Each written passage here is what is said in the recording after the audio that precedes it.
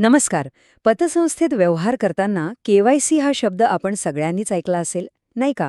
पण हे केवायसी नक्की आहे तरी काय आणि त्याची गरजच का लागते? चला, आज आपण ही संपूर्ण प्रक्रिया अगदी सोप्या भाषेत समजून घेऊया. आपल्या मनात हा प्रश्न नक्कीच कधीतरी आला असेल की अरे, आपलीच पतसंस्था आपल्याकडेच एवढ्या सगळ्या कागदपत्रांची मागणी का बरं करत असेल. हे काम थोडं त्रासदायक वाटू शकतं, मान्य आहे. पण यामागे एक खूप मोठं आणि महत्वाचं कारण दडलेलं आहे. तर त्या प्रश्नाचं उत्तर आहे ना, ते आपल्या आर्थिक सुरक्षेच्या एका मोठ्या चित्रामध्ये लपलेलं आहे. ही केवळ एक औपचारिक प्रक्रिया नाहीये, तर ही आपल्या संपूर्ण आर्थिक व्यवस्थेला सुरक्षित ठेवण्याची एक पद्धत आहे. आणि हे समजून घेण्यासाठी आपल्याला आधी एका मोठ्या समस्येबद्दल जाणून घ्यावं लागेल. आणि ती समस्या आहे मनी लॉन्ड्रिंगची. आता सोप्या भाषेत सांगायचं झालं तर अवैध मार्गाने कमावलेला काळा पैसा, ज्याला डर्टी मनी म्हणतात, तो बँकिंग प्रणालीत फिरवून त्याला कायदेशीर किंवा क्लीन बनवण्याची ही एक प्रक्रिया आहे. आणि हो, हा एक गंभीर आर्थिक गुन्हा आहे. आता मनी लॉन्ड्रिंग आणि दहशतवादाला होणारा वित्तपुरवठा यांसारख्या मोठ्या गुन्ह्यांना आळा घालण्यासाठी सरकारने आणि आरबीआय सारख्या नियामक संस्थांनी काही स्पष्ट मार्गदर्शक सूचना जारी केल्या आहेत. हे बघा, तुमची पतसंस्था फक्त याच अधिकृत नियमांचं पालन करत असते. बरं, आता आपल्याला हे तर कळालं की केवायसी का गरजेचं आहे. चला, आता आपण मूळ मुद्द्यावर येऊया आणि समजून घेऊया की हे केवायसी म्हणजे नेमकं आहे तरी काय. केवायसीचा पूर्ण अर्थ आहे नो योर कस्टमर, म्हणजेच तुमच्या ग्राहकाला ओळखा. नावावरूनच कळतंय की ही ग्राहकाची ओळख पटवण्याबद्दलची प्रक्रिया आहे. पण याचा उद्देश फक्त ओळख पटवण्यापुरता मर्यादित नाही.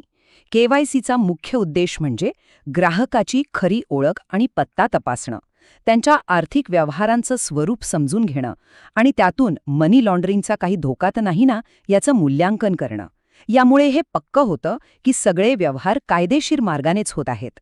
चला, आता या प्रक्रियेच्या व्यावहारिक भागाकडे वळूया. म्हणजे जर पतसंस्थेत आपलं वैयक्तिक किंवा संयुक्त खातं असेल, तर आपल्याला नेमकी कोणती कागदपत्र सादर करावी लागतील? सगळ्यात आधी आणि सगळ्यात महत्त्वाचं ते म्हणजे ओळखीचा पुरावा, ज्याला आपण आयडेंटिटी प्रूफ असंही म्हणतो. यासाठी पॅन कार्ड तर अनिवार्य आहेच, त्यासोबत UIDAIने जारी केलेलं आधार कार्ड किंवा इतर अधिकृत कागदपत्र, जसं की पासपोर्ट, ड्रायव्हिंग लायसन्स किंवा आपलं मतदार ओळखपत्र, यापैकी कोणतंही एक सादर करणं आवश्यक आहे. आता ओळखीच्या पुराव्यासोबतच आपण सध्या कुठे राहतो याचा पुरावा म्हणजेच ॲड्रेस प्रूफ सुद्धा द्यावा लागतो. यासाठी आपण पासपोर्ट, ड्रायव्हिंग लायसन्स किंवा मतदार ओळखपत्रासारखी कागदपत्र वापरू शकतो. इतकंच नाही तर नरेगा जॉब कार्ड, 2 महिन्यांपेक्षा जुनं नसलेलं वीज किंवा टेलिफोनचं बिल किंवा मालमत्ता कराची पावती सुद्धा पत्त्याचा पुरावा म्हणून चालते. बरं, हे झालं वैयक्तिक खात्यांबद्दल. आता आपण वळूया व्यवसाय आणि संस्थांच्या खात्यांकडे. म्हणजे जर आपण एखादा व्यवसाय चालवत असाल किंवा एखाद्या संस्थेशी जोडलेले असाल, तर केवायसीचे नियम थोडे वेगळे आहेत. इथे बघा, एकल मालकीच्या व्यवसायासाठी नोंदणी प्रमाणपत्र, GST प्रमाणपत्र आणि मालकाचा ओळख व पत्त्याचा पुरावा लागतो. तर भागीदारी संस्थेसाठी नोंदणी प्रमाणपत्र, पार्टनरशिप डीड, फर्मचं पॅन कार्ड आणि महत्त्वाचं म्हणजे सर्व भागीदारांचे ओळख आणि पत्त्याचे पुरावे आवश्यक असतात. अगदी त्याचप्रमाणे प्रायव्हेट लिमिटेड कंपनीसाठी सर्टिफिकेट ऑफ इनकॉर्पोरेशन आणि मेमोरेंडम ऑफ असोसिएशन सारखी कागदपत्र लागतात. आणि समजा एखादा ट्रस्ट असेल, तर त्यासाठी नोंदणी प्रमाणपत्र, ट्रस्ट डीड आणि सर्व विश्वस्तांचे ओळख पुरावे सादर करावे लागतात. थोडक्यात, प्रत्येक संस्थेनुसार कागदपत्रांची यादी बदलते.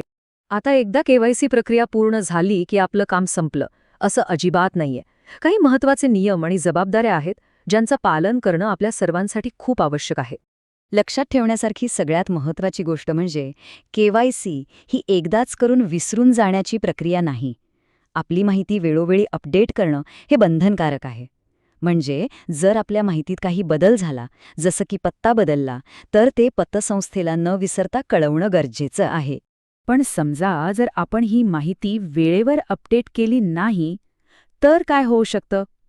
हा एक अतिशय महत्त्वाचा प्रश्न आहे, नाही का? याचे परिणाम खरंच गंभीर असू शकतात. नियमांनुसार जर केवायसी अपडेट केलं गेलं नाही, तर ते खातं तात्पुरतं गोठवलं जाऊ शकतं. याचा सरळ अर्थ असा की आपण त्या खात्यातून कोणताही व्यवहार करू शकणार नाही. त्यामुळे हे टाळण्यासाठी माहिती अपडेट करणं खूप महत्त्वाचं आहे. तर या सगळ्या चर्चेतून आपण काय शिकलो? या संपूर्ण प्रक्रियेत आपली नेमकी भूमिका काय आहे? सगळ्यात महत्त्वाचा मुद्दा हा आहे की एका सुरक्षित आर्थिक व्यवस्थेसाठी आपलं सर्वांचं सहकार्य खूप आवश्यक आहे. जेव्हा आपण आपली KYC माहिती देतो तेव्हा आपण केवळ नियमांचा पालन करत नाही, तर आपल्या संपूर्ण बँकिंग प्रणालीला सुरक्षित आणि पारदर्शक बनवण्यासाठी एक मोठी मदत करत असतो. म्हणून पुढच्या वेळी जेव्हा आपली पतसंस्था आपल्याकडे कागदपत्रांची मागणी करेल तेव्हा हे लक्षात ठेवूया. आपला एक छोटासा व्यवहार आणि आपला सहकार्य एका मोठ्या आणि सुरक्षित आर्थिक व्यवस्थेचा एक खूप महत्त्वाचा भाग आहे.